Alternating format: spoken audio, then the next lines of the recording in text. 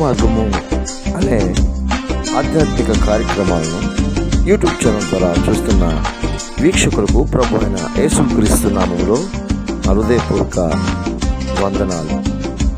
ఈ వాక్య మెసేజ్లను తప్పకుండా చూస్తూ మీరు ఆత్మీయంగా బలపడాలని, ప్రభు మిమ్మల్ని మీ కుటుంబాలను దీవించాలని కోరుచున్నాము.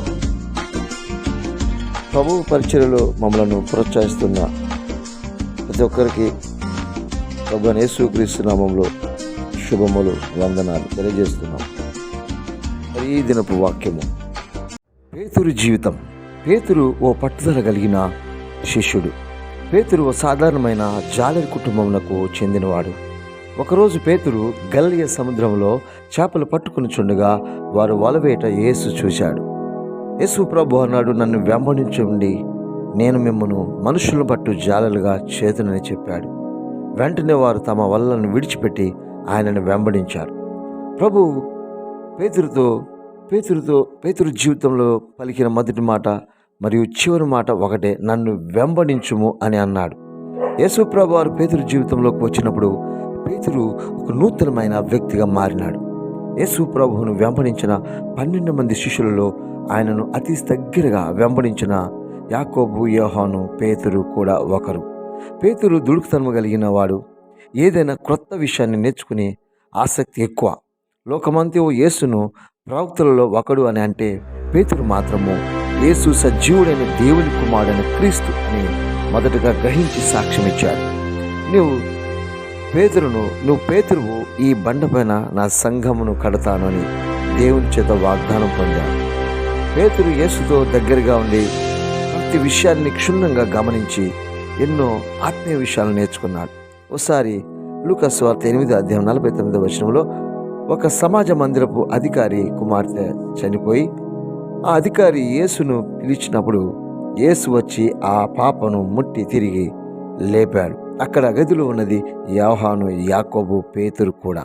మరో సందర్భంలో మత్తయి సువార్త 17:1 రూపాంతర కొండపైకి ఏకాంతముగా తీసుకొని వెళ్ళింది కూడా ఈ ముగ్గురిని. అక్కడ ప్రభు యొక్క మహిమను పేతురు చూశాడు. ఈయన నా ప్రియకుమారుడు, ఈయన మాట వినుడు అనే శబ్దం విన్నాడు. మూడో సందర్భంలో మార్కు సువార్త 14:32 గెత్సెమనే అనే తోటలో ప్రార్థన చేయుటకు ముగ్గురిని ఏకాంతంగా తీసుకుని వెళ్ళి ప్రార్థన నేర్పించాడు. శోధనలో పడకుండా మీరు ఉండునట్లుగా ప్రార్థన చేయమని వారికి బోధించాడు. మొత్తంగా పేతురు దేవుని విషయాల్లో ముందున్నాడు, క్రీస్తును దగ్గరగా వెంబడించాడు, ఇక విశ్వాసంలో నిలిచాడు అనుకుంటే మత్తయి సువార్త 14:28 ప్రభు ఒకరోజు సముద్రంలో నీళ్ళ మీదను నడుచుకుంటూ వస్తున్నాడు. అది చూసిన పేతురు కూడా ఆసక్తితో, నేను కూడా నడుస్తాను ప్రభు అన్నాడు. ప్రభు నడువమని చెప్పినప్పుడు పేతురు కూడా కొంత దూరం మాత్రం నడవగలిగాడు. కానీ గాలి వైపు చూసి పేతురు మునిగిపోసాగాడు. ఆపత్కాలంలో ప్రభు వైపు చూడటం మర్చిపోయాడు. మునిగిపోతున్న పేతురుని యేసు తిరిగి పైకి లేపాడు. విశ్వాసపు నడక నేర్చుకున్నాడు. ప్రభు మాట విని సముద్రానికి పోయి చేప కడుపులో అరశకేలు తెచ్చి పన్ను చెల్లించాడు.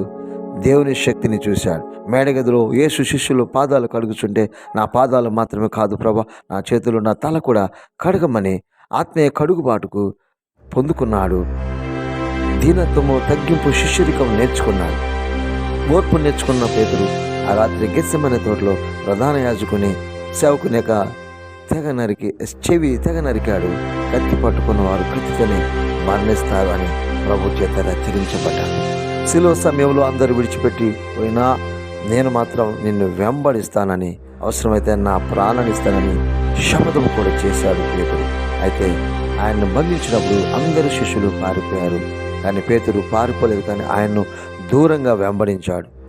ప్రజల ముందు క్రీస్తును మహింపరచలేక పోయాడు. ఫలితంగా వారు అడిగే ప్రశ్నలకు భయపడి ఆయన ఎరుగునని 3 సార్లు బొంకాడు. చివరకు పశ్చాత్తాపడి తిరిగి యేసు వైపు చూసి ఆత్మీయంగా బలపడ్డాడు.